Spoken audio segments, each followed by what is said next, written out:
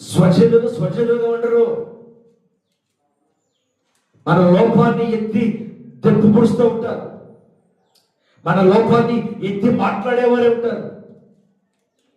మన లోపాన్ని ప్రతి క్షణము వారు గుర్తు చేస్తుంటారు, మనకు గుర్తు లేకపోయినా.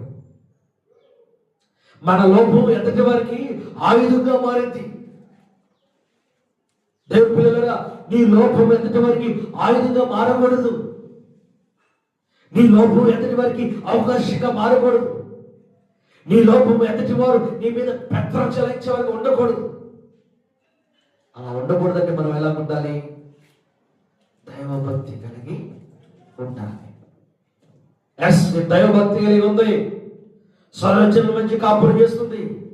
అయ్యా, నేను స్వజనుల మధ్య కాపురం చేస్తున్నాను, ఇక నాకు భయం ఏంటి? చెప్పకనే ఇండైరెక్ట్ చెప్పేస్తుంది. ఆల్రెడీ ఎలీషా ప్రవక్త అంత కుటుంబాన్ని గమనించాడు.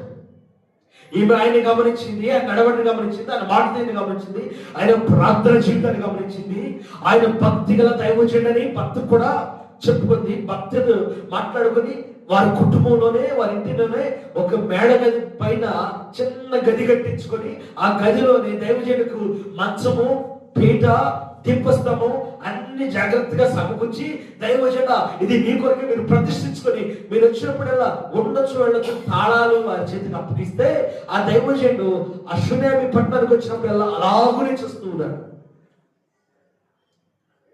దేవుని పిల్లరా, దేవుని దైవజనుడు చేర్చుకోవడం కాదు, కానీ దైవజనుడి పట్ల మన పద్ధతి ఎలా ఉంది, మన జీవన శైలి ఎలా ఉంది, మన తలంపు, మన ఆలోచన ఎలా ఉంటున్నాయి.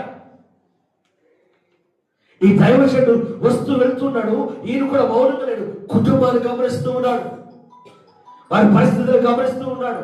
అన్ని జాగ్రత్తగా తేరి చూసి గమనిస్తూ ఆయన అంటున్నాడు, మనకేదో చేసి పెట్టాలమ్మా. మనము ఈ కన్నులకి ఒకటి చేసి పెట్టాలి. హల్లెలూయా, హల్లెలూయా, హల్లెలూయా. యాజకుగా వచ్చాడు, పిలుచుకొచ్చాడు, మాట్లాడుతున్నాడు. సంభాషణ జరిగింది. సంభాషణ జరిగిన తర్వాత మొదటిగా రాజు సైన్యాధిపతి దగ్గర నుంచి ఏమొద్దని వెళ్ళిపోయింది. అయితే అరే బాబు ఏమొద్దంటుంది, ఏంటి మరి పరిస్థితి గహాజీ అంటే, నాన్నగారు ఒక సీక్రెట్. ఏంటంటే సీక్రెట్, ముసలుడు. ఎవరు ముసలుడు? దైవజనుడు చేర్చుకునే కుటుంబంలో ఆ షునేమీరాల భర్త